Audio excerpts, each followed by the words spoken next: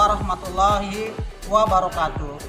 Tabi pun saya Rizwo SE MSI, calon guru penggerak angkatan ke-8 SMA Negeri 1 Kalianda, Kabupaten Lampung Selatan. Saya akan melaksanakan aksi nyata saya modul 1.4 budaya positif. Terima kasih. Selamat menyaksikan. Assalamualaikum warahmatullahi wabarakatuh. Tabibun. Baik, assalamualaikum warahmatullahi wabarakatuh. Waalaikumsalam warahmatullahi wabarakatuh. Bapak Ibu guru hebat SMA Negeri 1 Kalianda yang saya hormati, izinkan saya untuk menyampaikan aksi nyata saya, yaitu modul 1.4 budaya positif di SMA Negeri 1 Kalianda. Untuk memotivasi kita sebelum menyampaikan materi ini, mungkin kita lihat terlebih dahulu. Mungkin akan saya bimbing. Yel-yelnya kurang lebih begini. SMA Negeri 1 Kalianda bisa gitu ya. Itu aja. Baik, SMA Negeri 1 Kalianda bisa. Ya, terima kasih. Baik, Bapak Ibu sekalian, mohon izin saya bergeser ke sini. Tentang aksi nyata modul 1 budaya positif. Bicara masalah budaya positif, menurut Bapak Ibu yang ada di pikirannya kira-kira apa saja? Tentang budaya positif, kira-kira apa saja yang terlintas dalam pikiran kita? Atau memberi contohnya? Ya? Praktek baik. Iya, praktek baik. Ada lagi mungkin? Positif yang bisa memberikan nuansa yang baik, yang contohnya misalkan menggunakan baju-baju daerah yang bagus, yang mencirikan daerahnya, kemudian juga tentang makanan khasnya yang ada di daerah tersebut. Ya, sangat lengkap sekali yang disampaikan oleh Bu Nova, yaitu salah satu budaya positif adalah tentang memakai baju daerah.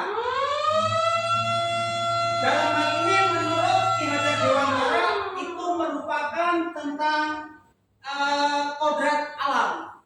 Gitu.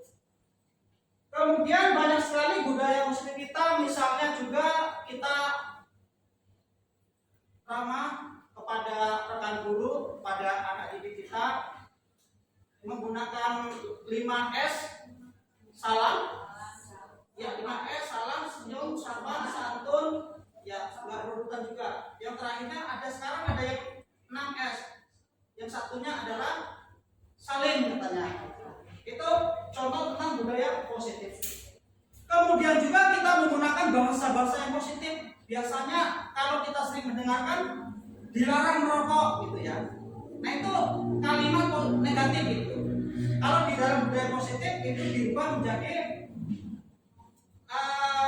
kira-kira itu mungkin tidak pakai kata-kata dilarang, tetapi kira-kira apa ya Bapak Ibu? Ya.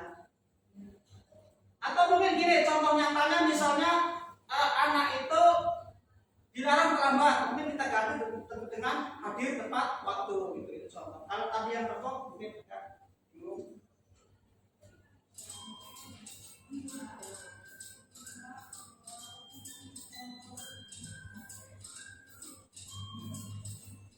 Ini Bapak Ibu, budaya positif di sekolah adalah pembiasaan yang baik yang mencakup sikap atau perilaku maupun tutur kata oleh seluruh warga di sekolah. Nah, sekolah kita alhamdulillah ya, semua warga sekolahnya tutur katanya sudah mengarah ke positif. Kemudian mudah-mudahan kita tidak ada di sini. Kemudian setiap manusia memegang kontrol terhadap dirinya sendiri. Setiap manusia memegang kontrol terhadap dirinya sendiri. Berarti kita ini bukan dikontrol tapi kita yang megang kontrol. Baik atau buruk seorang hanya dirinya sendirilah yang bisa mewujudkan. Bapak Ibu, ini adalah bola. Bola ini ada di genggaman tangan saya. Kemudian saya genggam. Kemudian saya minta Pak Ivan. Pak Ivan itu coba berusaha untuk melepaskan bola ini. Silakan Pak Ivan.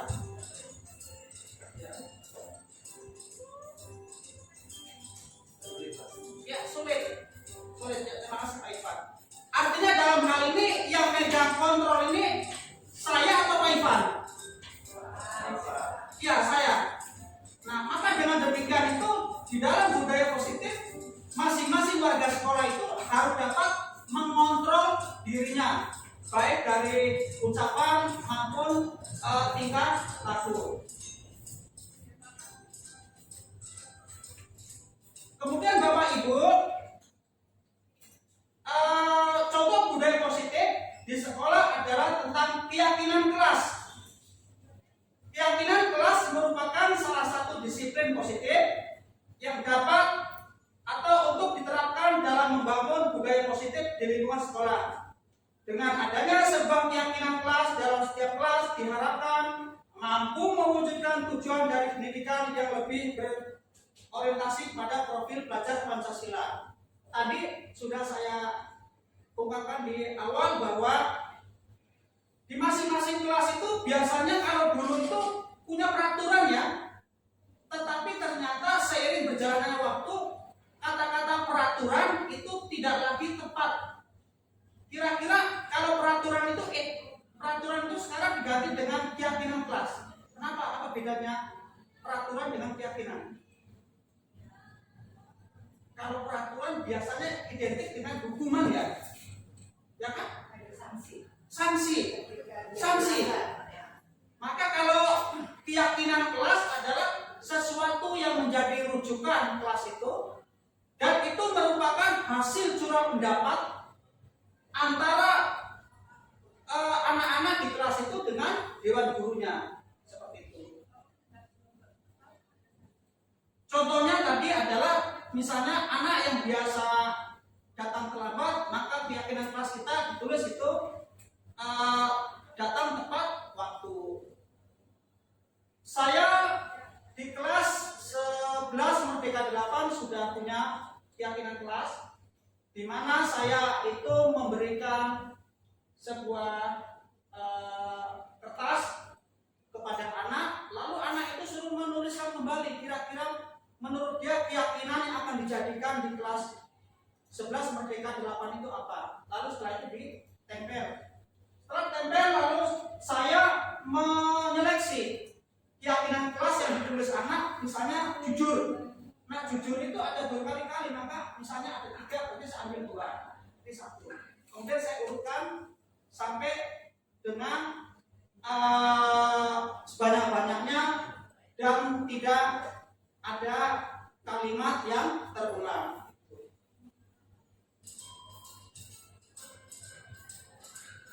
Ya, contoh keyakinan kelas diantaranya adalah disiplin. Kemudian saling menghargai. Yang ketiga mandiri, bertanggung jawab, menjaga kebersihan kelas. Ini adalah contoh daripada keyakinan kelas. Kemudian ada juga contoh nilai-nilai kebijakan, kebajikan universal, diantaranya kejujuran, bersyukur, integritas, kasih sayang, rajin, percaya diri, komitmen, dan kesabaran. Itu adalah contoh daripada nilai-nilai kebajikan universal. Kemudian apa sih keyakinan kelas ini, kenapa perlu diadakan di kelas? Tujuan dari penerapan keyakinan kelas atau nilai-nilai kebajikan universal yang pertama mewujudkan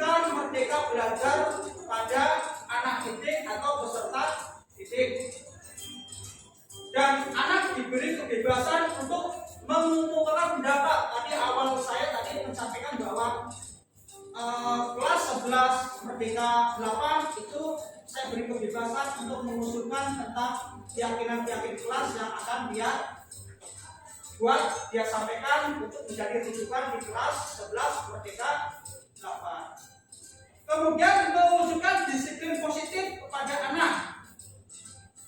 Yang ketiga, membentuk karakter yang positif pada anak melalui pembiasan-pembiasan positif, perilaku positif, serta keteladanan dari seluruh warga sekolah.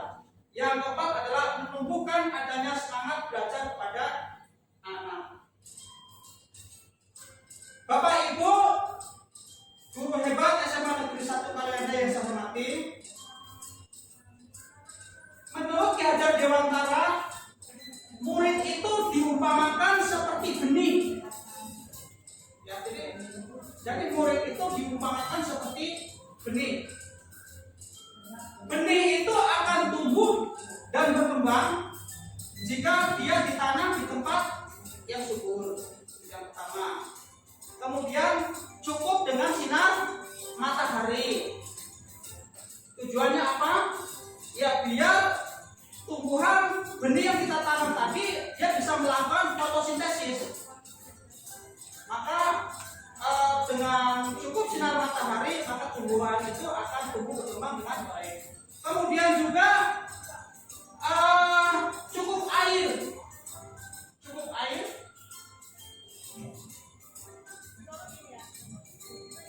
Kemudian serta dirawat dengan baik oleh petani. Sedangkan guru itu diumpamakan seperti petani. Guru itu. Ini menurut Ki Hajar Dewantara. Di mana benih akan tumbuh dan berkembang dengan baik jika ditanam sesuai dengan kodrat alam dan kodrat zaman tadi yang telah disampaikan oleh Bu Nova. Kodrat alam. Yang dimaksud dengan kodrat alam adalah tadi diumpamakan adalah benih itu diumpamakan adalah seperti murid. Yang satu misalnya benih jagung dan yang satu misalnya benih padi, ya. Jagung dan benih padi. Nah, tadi sesuai dengan kodrat alam katanya. Berarti kalau yang ditanam di tempat yang berairnya lebih banyak, kira-kira jagung apa padi ini? Bapak Ibu? Padi ya? Padi bisa ditanam di air yang lebih banyak. Misalnya di sawah. Sedangkan jagung ini, benih jagung kira-kira bisa nggak ditanam di sawah yang banyak airnya? Tidak bisa. Ini yang dimaksud adalah tentang kodrat alam. Artinya kita jangan menuntut bahwa jagung ini harus seperti padi. Begitu juga dengan murid. Ada murid A dan murid B.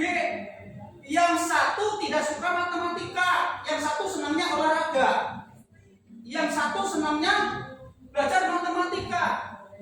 Ya, yang A suka olahraga, yang B suka matematika. Jadi kalau guru itu dalam menumbuh kembangnya itu sesuai dengan kodrat dua siswa tadi.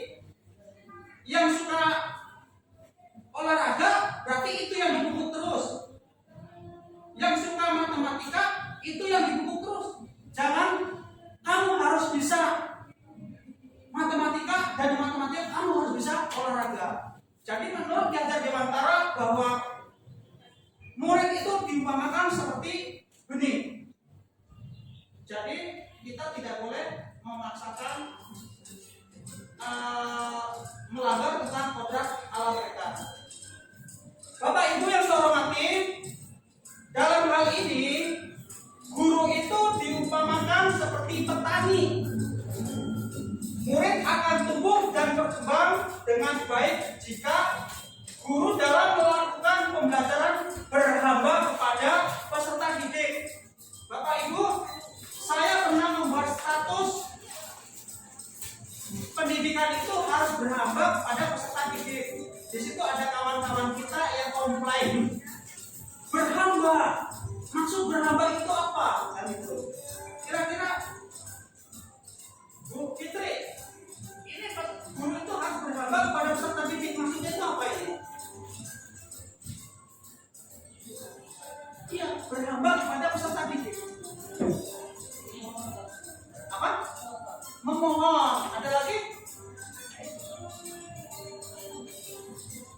Ya, ini menurut Ki Hajar Dewantara ini, Pak Ivan, berhamba kepada peserta didik itu maksudnya apa? Mungkin menurutin kemauan peserta didik. Ya, maksudnya Pak Ivan.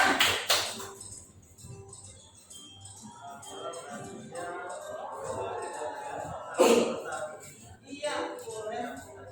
Benar Pak, oke.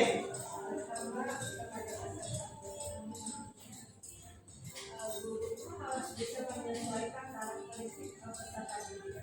Oke, ya, mengikuti perkembangan tumbuh kembangnya. Betul sekali. Jadi Bapak Ibu, yang dimaksud dengan guru itu harus berhamba kepada peserta didik tadi diungkapkan oleh Bu Fitri, Pak Rifan, Pak Ivan, Bu Nova itu.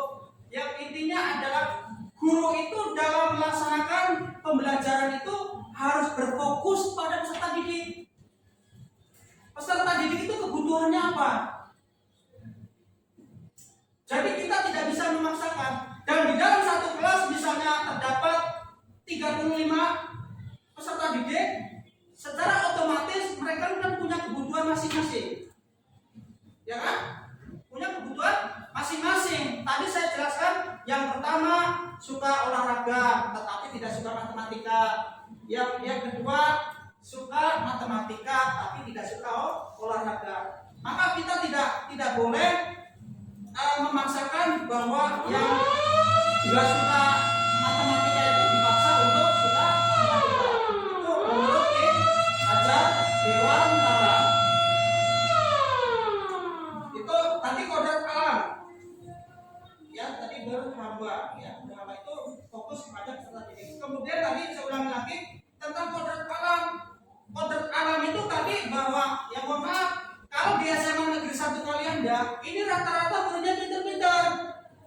Yakin Pak Ivan, kalau kita misalnya ada kawan-kawan yang ngajar di 2 sekolah, habis ngajar di SMA Negeri 1 Kalianda, kemudian misalnya ngajar di sekolah B, kata-kata B, pasti muridnya berbeda kan? Berbeda. Nah, jadi cara mengajar kita pada saat di SMA Negeri 1 Kalianda yang mungkin pakai gaya yang tinggi, mungkin kita harus menyesuaikan pada saat ngajar di kelas sekolah B. Jadi materinya disesuaikan dengan kondisi siswa yang ada di sekolah B. Lalu apa sih kodrat zaman? Kodrat zaman itu ternyata Bapak Ibu sekalian, guru itu harus menyesuaikan dengan kemajuan zaman ternyata. Ya, salah satunya di SMA Negeri 1 Kalianda ini adalah luar biasa. Murid-muridnya sudah bisa membuat video pembelajaran, guru-gurunya juga sama. Jadi pemanfaatan tentang ilmu pengetahuan, impact lah dalam hal ini seperti yang ada di lab komputer kita ini, dan sehari-hari memang dimanfaatkan oleh kegiatan guru maupun murid dalam mengembangkan dirinya. Kemudian agar selamat dan pada akhirnya mereka mencapai suatu kebahagiaan. Jadi guru itu ternyata tugasnya intinya ada 3, murid, dan murid.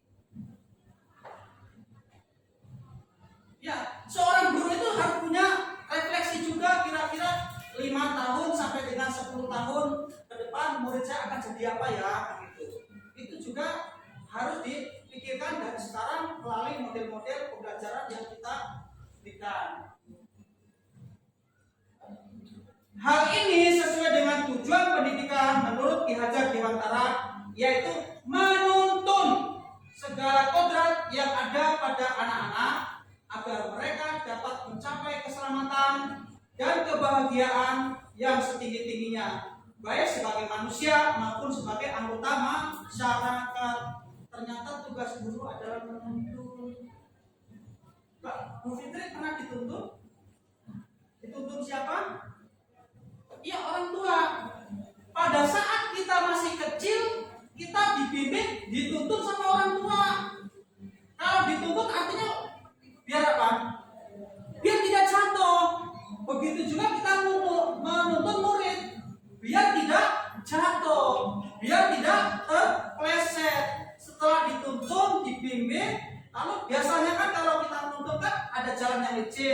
atau kita masuk di lewat jembatan kayu, tuntun kan, biar menyeberang tadi, biar selamat sampai tujuan. Itu kata Ki Hajar Dewantara.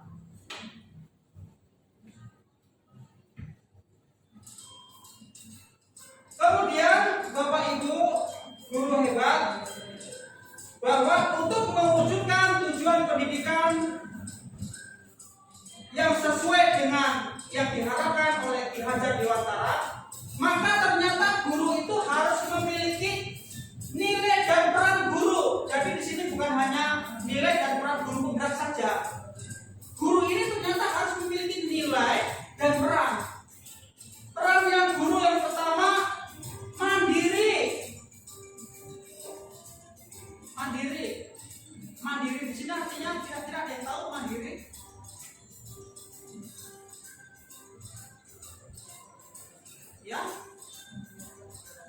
Ya, salah satunya adalah menyiapkan pembelajaran sendiri, kan itu ya. Itu salah satunya mandiri. Kemudian yang kedua adalah reflektif. Reflektif itu sama dengan refleksi ya. Ternyata Bapak Ibu mungkin sudah ada ya yang sudah di SMA 1 kali ada itu, setelah melakukan pembelajaran di hari ini, guru itu melakukan 2 refleksi. Refleksi yang pertama adalah muridnya ditanya, nah bagaimana setelah mengikuti pembelajaran ekonomi, mana yang kamu suka? Oh saya suka dengan ininya Pak. Mana yang kurang suka? Kan itu. Guru menyampaikan itu kepada siswa, biar siswa menunjukkan tentang materi yang sudah kita berikan, sehingga dari rangkuman itu maka tujuannya adalah untuk perbaikan pembelajaran di masa yang akan datang. Yang kedua adalah guru merefleksi diri. Kira-kira saya ngajar tadi itu sesuai enggak ya dengan kebutuhan siswa? Kalau sudah sesuai, ini yang perlu ditingkatkan. Kalau misalnya yang belum sesuai, berarti ini perlu diperbaiki. Kemudian berikutnya Bapak Ibu, nilai dari guru penggerak atau Bapak Ibu guru kolaboratif. Kolaboratif ini contohnya sekarang ini SMA Negeri 1 kali Anda sedang melaksanakan kegiatan P5. Ini sudah terjadi kolaboratif antara guru yang satu dengan guru yang lain, antara guru matematika dengan guru olahraga, membuat modul tentang menari, bahkan mempraktekannya gitu. Seperti Pak Iswandi itu membidangi tentang menari. Nah ini kan artinya contoh kolaboratif. Itu yang harus dimiliki oleh seorang guru, itu nilai-nilainya. Kemudian inovatif. Inovatif di sini adalah guru itu memang harus memiliki gagasan-gagasan. Salah satunya adalah kalau saya inovatifnya, kelebihannya adalah tentang mengembangkan diri melalui kegiatan literasi, menulis buku, boleh buku fiksi maupun buku non fiksi. Kemudian berpihak pada peserta didik. Nah inilah yang dimaksud dengan Ki Hajar Dewantara tadi. Guru itu harus menghamba pada peserta didik. Segala sesuatu itu berfokus, tujuannya adalah untuk peserta didik. Kemudian yang berikutnya Bapak Ibu sekalian, yaitu peran guru penggerak meliputi menjadi pemimpin pembelajaran. Setiap guru yang mengajar berarti kan menjadi pemimpin pembelajaran di kelas itu. Yang kedua, menggerakkan komunitas. Menggerakkan komunitas itu contohnya adalah di SMA Negeri 1 kali ada ini kan ada komunitas guru ekonomi, ada komunitas guru matematika kan, ada komunitas guru biologi dan seterusnya. Itu mereka saling menggerakkan dan kadang-kadang mereka juga harus kolaborasi. Ya, kalau saya sudah melakukan gerakan komunitas itu sudah bahkan sampai di luar. Di antaranya adalah saat ini saya sebagai ketua Ikatan Guru Menulis Provinsi Lampung. Kemudian saya berkolaborasi dengan Literasi Provinsi Lampung. Kebetulan saya di dalamnya, saya wakil ketua Provinsi Lampung. Dan ada Satgas Literasi Provinsi Lampung sampai dengan kabupaten. Bapak Ibu yang saya hormati, yang ketiga adalah menjadi coach bagi guru lain. Ya, menjadi coach itu tidak berat Bapak Ibu.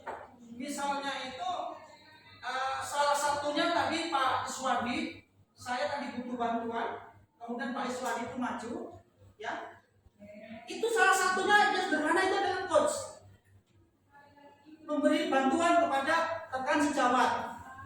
Kemudian misalnya ketika kita ini ada kegiatan baru, misalnya kayak Pak Fardin itu berdiri di depan lalu menyampaikan materi, itu salah satu contoh memberi coach.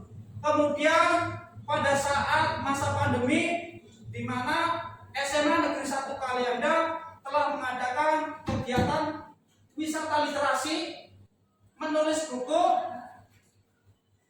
baik itu guru dan kepala sekolah dan juga siswa SMA Negeri 1 Kalianda. Dan pada saat itu yang bertindak sebagai coach adalah saya sendiri. Maka ini adalah salah satu yang harus dimiliki guru penggerak, yaitu tentang perannya. Kemudian yang keempat adalah mendorong kolaborasi antar guru. Nah, tadi contohnya adalah kegiatan P5, dan yang terdahulu adalah pada saat merumuskan tentang P5, salah satunya saya merumuskan tentang tradisi budaya Iban yang pernah ada di Kalianda, Lampung Selatan. Yang kelima adalah mewujudkan kepemimpinan peserta didik.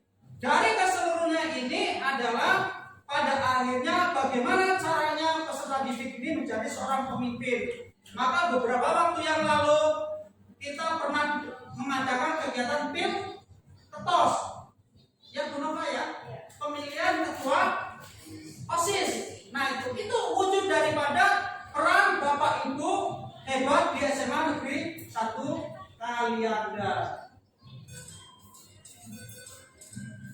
Kemudian dalam mewujudkan filosofi Ki Hajar Dewantara bahwa tugas guru itu menuntun segala kodrat yang ada pada anak-anak agar mereka dapat mencapai keselamatan dan kebahagiaan yang setinggi-tingginya, baik sebagai manusia maupun sebagai anggota masyarakat.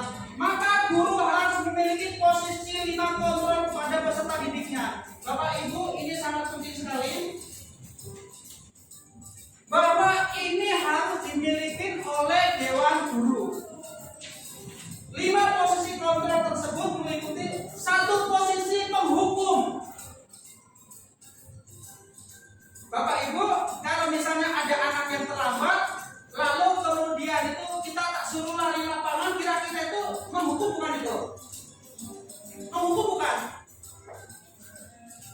Menghukum ya? Oke, menghukum. Kemudian yang kedua posisi pembuat merasa bersalah. Yang kedua, contoh membuat masalah bersalah itu adalah ketika saya itu misalnya sedang piket, kemudian ada anak yang terlambat. Kenapa kamu Ayu terlambat terus? Kamu nggak kasihan nggak sama Pak Riswo? Nanti Pak Riswo dimarahin kepala sekolah kalau kamu terlambat terus.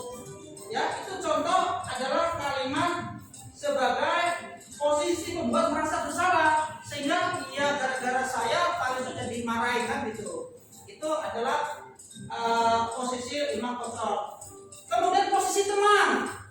Posisi teman ini biasanya ada guru melakukan itu pada murid, termasuk saya. Sering kadang-kadang, sehingga maaf Pak saya terlambat. Ya sudah, jangan ulangi lagi ya.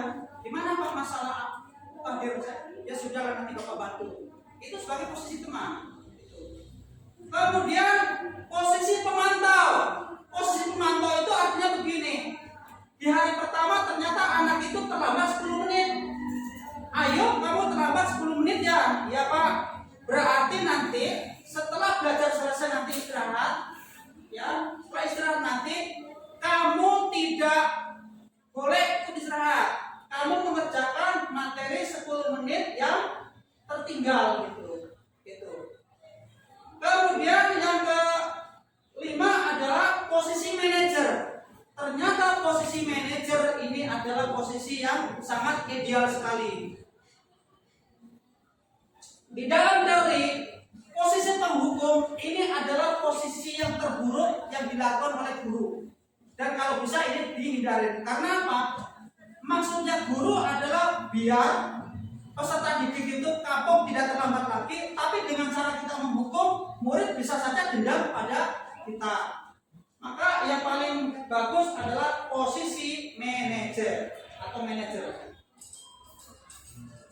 Ya, nggak bisa ini ya Bapak Ibu ya, nggak bisa kelihatan, kita mati lampu ya. Baik, ini Bapak Ibu ada sebuah kasus mungkin akan saya bacakan Bapak Ibu mendengarkan.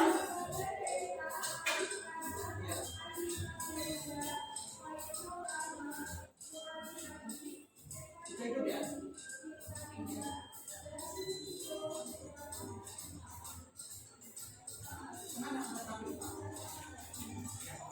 Ya, Bapak Ibu, saya bacakan ini sebuah kasus satu.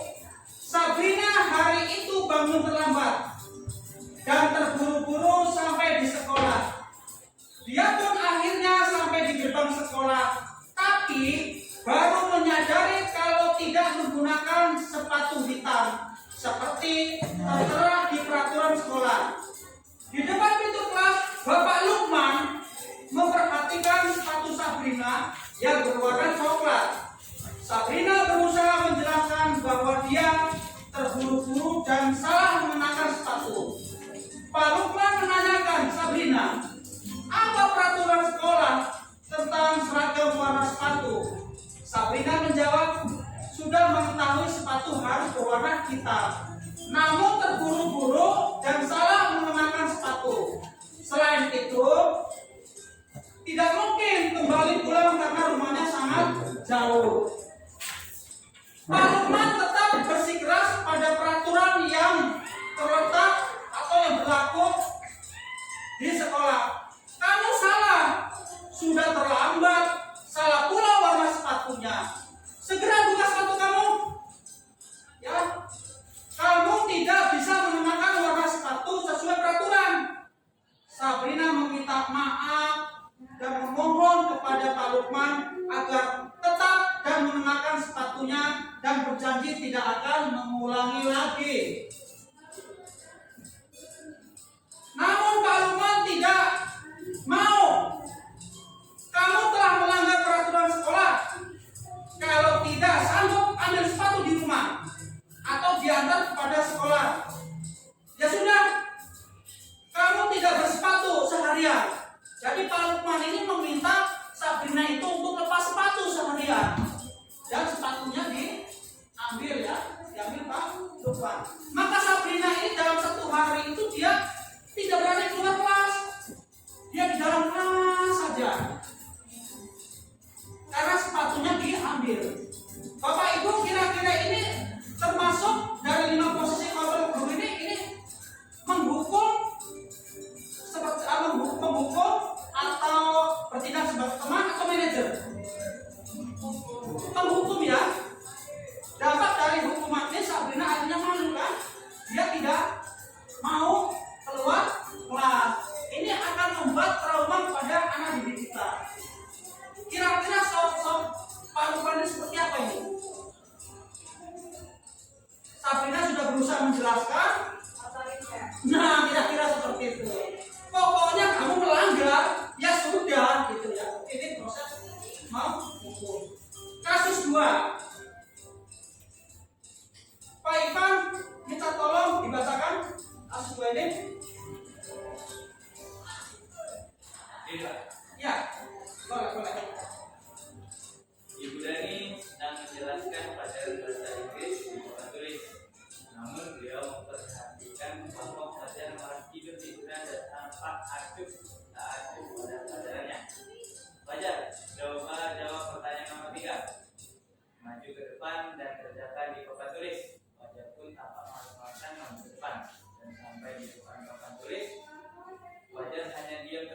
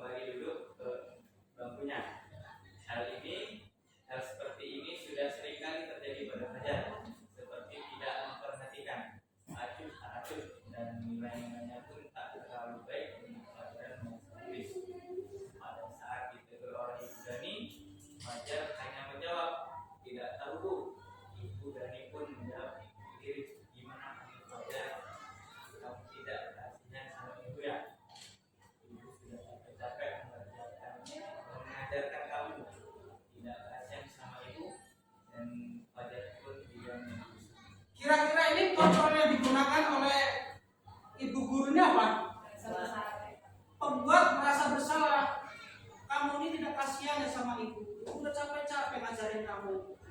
Sehingga anak itu dia merasa bahwa dirinya itu pembuat sudah melakukan kesalahan dan membuat guru itu tadi sedih. Itu ada 2 kasus yang saya tampilkan. Dari 2 kasus ini mungkin ada yang menanyakan Bapak Ibu. Jelas ya, bisa membedakan mana posisi penghukum dan mana posisi pembuat merasa bersalah. Bapak Ibu silakan nih. Saya minta dari Pak Jerry, nomor 1 Pak Jerry, kira-kira ini menghukum atau apa? Coba baca nomor 1 Pak Jerry. Ini ya Pak. Ya boleh.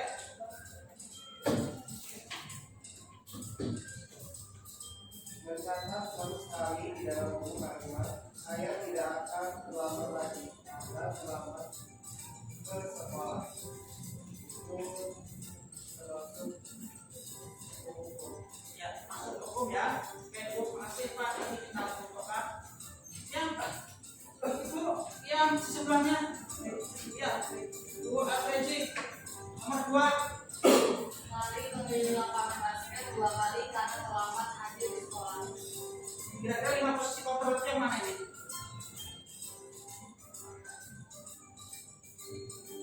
Menghukum, konsekuensi atau seperti apa? Konsekuensi ya. Oke, ya. Oke, Bu Suci nomor 3. Murid disuruh tidak mengenakan sepatu seharian di sekolah karena tidak mengenakan sepatu lisan. Itu termasuk 5 konsekuensi apa? Konsekuensi menurut Ibu ya. Oke, nanti kita contohkan. Kemudian Pak Rifan nomor 4. Korban pelari keliling lapangan basket 2 kali karena terlambat sulit untuk pelajaran olahraga. Termasuk 5 kontrol tadi terapkan oleh guru ini termasuk hukuman atau hukuman merasa bersalah manajer atau apa? Kalau ini aku saya hukuman Pak. Hukuman ya. Oke, terima kasih Bapak Ibu. Kita cek di sini. Nomor 1 itu hukuman. Nomor 2 hukuman. Nomor 3 hukuman. Nomor 4 konsekuensi. Kenapa? Lari mengelilingi lapangan basket 2 kali karena terlambat 10 menit. Artinya pada saat kawan-kawannya sudah melakukan pemanasan, mereka tidak melakukan pemanasan. Maka dia anak-anak itu disuruh lari, itu bukan menghukum, tapi konsekuensi untuk melakukan sebuah pemanasan. Jadi itu Bapak Ibu ya, untuk proses 5 posisi kontrol. Bapak Ibu, kenapa sih anak-anak ini cenderung kadang-kadang itu melakukan sebuah penyimpangan? Ternyata yang melakukan penyimpangan adalah dia salah satu kebutuhan dasar manusia atau siswa yang ada 5 tadi tidak terpenuhi. Yang pertama, kebutuhan fisiologis. Fisiologis ini bisa berupa biologis maupun mungkin di kelas kita ketika ada kawan anak-anak yang makan, ada anak yang merebut makanan temannya. Setelah ditanya kenapa, saya tidak membawa bekal. Artinya kebutuhan fisiologisnya tidak terpenuhi. Yang kedua, kebutuhan akan rasa aman. Ya, akan rasa aman. Rasa aman ini berarti dia itu melakukan penyimpangan karena lantaran mungkin dibully oleh kawan-kawannya. Maka siswa pun sebenarnya butuh rasa aman. Bukan hanya siswa, guru pun sama saya rasa. Ya kan? Saya rasa seperti itu, baik guru maupun siswa sama-sama memiliki kebutuhan 5 dasar ini. Yang ketiga, kebutuhan akan rasa memiliki dan kasih sayang. Biasa anak-anak yang mohon maaf, saya ngajar di kelas 12 IPS 4 ya. Saya kenal salah satu Bu Moreno. Anak itu tidak nakal, tetapi ketika kita menjelaskan itu dia banyak cuap-cuapnya itu. Nah ini salah satu, dia ingin apa? Ingin kasih sayang, perhatian. Nah ini contohnya. Jadi ketika kita perhatikan segala macam, kebutuhan dia terpenuhi, sudah tidak melakukannya lagi. Kebutuhan akan penghargaan, baik guru maupun siswa sama. Ketika dia itu misalnya berprestasi, ya pasti ada penghargaan nggak pada siswa? Ada. Minimal selamat ya Pak Rifan. Pak Rifan telah membawa nama baik SMA Negeri 1 Palianan. Terima kasih Pak Rifan. Itu bentuk penghargaan dalam bentuk apresiasi. Ya. Kemudian kebutuhan akan aktualisasi diri. Bu Nova, aktualisasi diri itu seperti apa Bu Nova?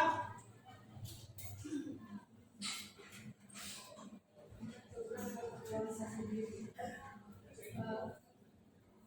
mengaktualisasikan mengeksplor apa yang ada di diri siswa tersebut.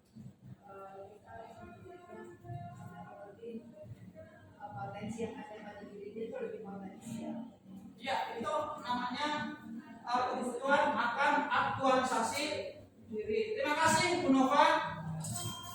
Kemudian Bapak Ibu, ternyata ada sesuatu yang sangat baik yang harus dimiliki oleh seorang guru, yaitu melakukan ya 5 posisi kontrol dengan menggunakan segitiga restitusi. Restitusi itu ternyata tidak menghukum Bapak Ibu. Ternyata ketika anak itu terlambat, bukan kita menghukumnya, tetapi kita berusaha memberikan ya kepada anak itu untuk memperbaiki kesalahan itu. Itu adalah yang namanya restitusi.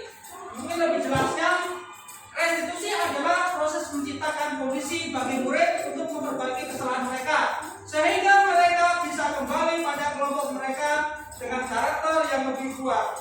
Restitusi juga merupakan proses kolaboratif yang mengajarkan murid untuk mencari solusi untuk masalah mereka dan membantu murid berpikir tentang orang seperti apa yang mereka ingin menjadi atau yang mereka pegang, dan bagaimana mereka harus memperlakukan orang lain. Ini menurut dosen yaitu 2004. Kemudian ciri-ciri restitusi Bapak Ibu, yang pertama bukan menebus kesalahan, namun untuk belajar dari kesalahan. Yang kedua, memperbaiki hubungan. Ketiga, tawaran, bukan paksaan. Tawaran di dalamnya, kamu bisa memperbaiki nggak nak? Bisa. Dengan cara apa? Dengan cara biar besok saya tidak terlambat Pak. Besok saya akan nanti pulang sekolah ini saya akan menyalakan alarm saya dan minta bantuan ibu akan membangunkan saya. Berarti dia sendiri yang menyelesaikan masalahnya. Restitusi menuntun untuk melihat ke dalam diri. Restitusi mencari kebutuhan dasar yang mendasari tindakan. Restitusi diri adalah cara yang paling baik. Restitusi fokus pada karakter bukan tindakan. Restitusi fokus pada solusi. Jadi mencari solusi ya restitusi itu, bukan untuk mencemooh. Kayak gitu saja nggak bisa. Nah ini bahaya, kita nggak boleh. Apalagi kalau kita meminta pendapat teman, kemudian temannya menjawabnya tidak sesuai dengan kita inginkan. Masa misalnya Bu, mohon maaf Bu, saya ini guru baru, saya belum punya buku ekonomi misalnya. Masa guru nggak punya buku ekonomi? Nah itu bukan solusi. Itu nggak boleh Bapak Ibu ya. Kemudian restitusi fokus pada solusi. Restitusi mengembalikan murid yang berbuat salah pada kelompoknya. Bapak Ibu, tiga restitusi itu apa langkah-langkahnya? Yang pertama, menstabilkan identitas. Yang kedua, validasi tindakan yang salah. Yang ketiga, menanyakan keyakinan. Contohnya apa? Misalnya Ayub. Yang pertama, menstabilkan identitas. Begitu kita ngajar, tokoh-tokoh, maaf Pak saya terlambat. Dari mana kamu Ayub? Iya Pak, tadi saya bangunnya kesiangan. Yaudah besok nggak usah ulangin ya. Silakan duduk. Tapi nanti ternyata di materi ini, anak itu tidak langsung direstitusi, suruh mengikuti pembelajaran dulu. Setelah jam istirahat atau pas pulang sekolah baru ngadep. Ayo, tahu kenapa kamu panggil ke sini? Tahu Pak? Tahu apa? Tadi saya terlambat. Ini namanya menstabilkan identitas. Terlambat tadi tidak disalahkan. Iya, kamu terlambat tidak apa-apa. Semua orang juga pasti pernah melakukan kesalahan, tidak menghakimi. Ini namanya menstabilkan identitas. Lalu validasi tindakan yang salah. Tapi kamu tadi terlambat. Menurut kamu itu, kamu terlambat tadi itu sesuai nggak dengan keyakinan kelas kita yang pernah kita buat? Tidak Pak. Itu namanya memvalidasi tindakan yang salah. Ketiga, menanyakan keyakinan tadi. Bisa nggak kamu itu nanti memperbaikinya? Bisa Pak. Kapan? Mulai hari ini Pak, saya akan menyetel alarm saya biar saya tidak terlambat. Baik, ayo terima kasih dan Bapak tunggu, mudah-mudahan kamu tidak terlambat lagi. Jadi itu Bapak Ibu tentang sertifikat restitusi. Yang jadi pertanyaan, apakah selama ini kita melakukan itu? Saya yakin pernah melakukan itu, tapi kita belum tahu namanya apa. Untuk lebih jelasnya Bapak Ibu silakan perhatikan. Baik, Assalamualaikum warahmatullahi wabarakatuh. 11 mentikan 8. Salam guru Pura angkatan 9. Dalam hal ini saya akan menyampaikan tentang demonstrasi kontekstual modul 1 sertifikat tentang budaya positif. Dalam hal ini akan menunjukkan sebuah video itu tentang kasus 1 dan kasus 2 tentang penerapan sertifikat restitusi. Selamat menyaksikan. Assalamualaikum warahmatullahi wabarakatuh.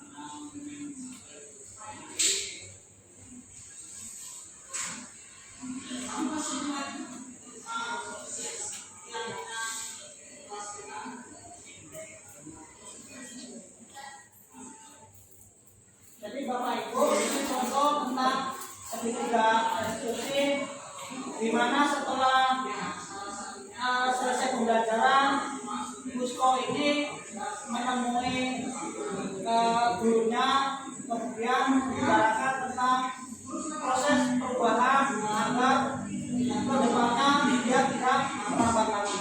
Jadi di sini tidak ada proses penghukum, tapi proses mencari solusi, di mana Gusko ini berjanji besok tidak akan terlambat lagi. Hal itu sesuai dengan keyakinan kelas di kelas 11 Merdeka 8 ya. Itu kasus yang pertama.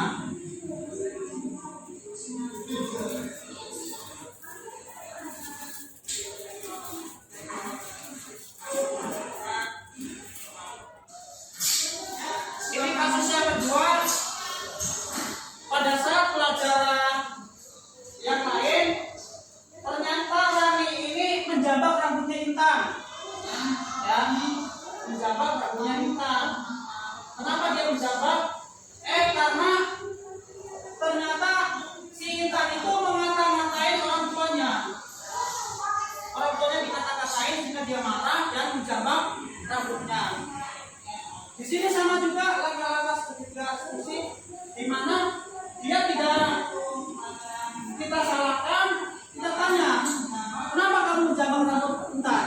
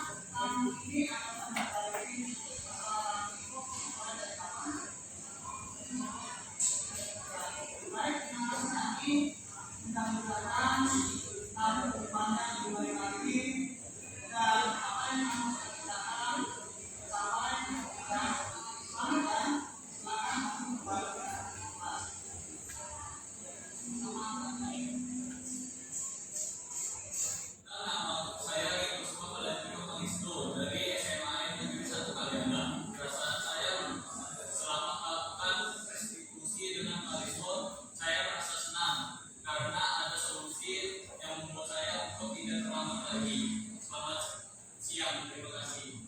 Assalamualaikum warahmatullahi wabarakatuh. Saya Rani Aprilia dari SMA Negeri 1 Kalianda. Perasaan saya selama melakukan restitusi dengan Pak Riswo, saya merasa senang sekali karena ada solusi yang membuat saya belajar mengendalikan diri dan juga saya tidak mudah terpancing. Terima kasih. Wassalamualaikum warahmatullahi wabarakatuh. Demikian beberapa kasus yang dialami dari sekolah kami, sekolah Anda, dan sekolah kita semua. Tentunya anak didik kita pasti pernah melakukan sesuatu yang menyimpang di luar daripada kesepakatan sekolah. Salah satunya yaitu anak harus yang telah menerapkan tentang restitusi terlambat dan Anda tadi tentang konflik antara gurunya dengan temannya yaitu kita. Terima kasih. Assalamualaikum warahmatullahi wabarakatuh. Bapak Ibu sekalian, demikian tentang penerapan aksi nyata modul 1.4 tentang budaya positif. Dan kepada Bapak Ibu kami ucapkan terima kasih, dan apabila ada tutur kata saya yang kurang berkenan, saya mohon maaf yang sebesarnya. Terima kasih. Assalamualaikum warahmatullahi wabarakatuh.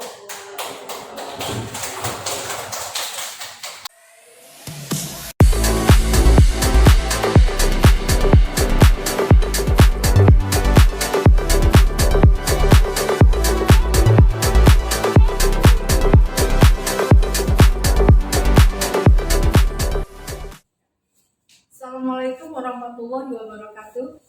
Saya Nur Fazila, guru SMA Negeri 1 Kalianda. Setelah saya mengikuti aksi nyata modul 1.4 tentang budaya positif yang disampaikan oleh rekan saya Bapak Riswo SEMSI, calon guru penggerak angkatan ke-8 dari SMA Negeri 1 Kalianda, alhamdulillah menambah wawasan keilmuan yang saya dapatkan, di mana budaya positif ini mengajak pembiasaan positif terhadap para siswa-siswi dan juga semua elemen yang ada di sekolah untuk berperilaku positif sehingga mempunyai karakteristik yang positif. Itulah yang bisa saya sampaikan, dan good luck buat Pak Riswo. Terima kasih. Wassalamualaikum. Assalamualaikum warahmatullahi wabarakatuh. Perkenalkan, nama saya Bapak Jerry Anita Ramadan dari Sekolah SMA Negeri 1 Kalianda. Setelah saya mengikuti aksi nyata modul 1.4 tentang budaya positif, saya dapat menambah wawasan saya terhadap diri saya maupun sekolah. Mungkin itu aja. Sekian dari saya. Wassalamualaikum warahmatullahi wabarakatuh.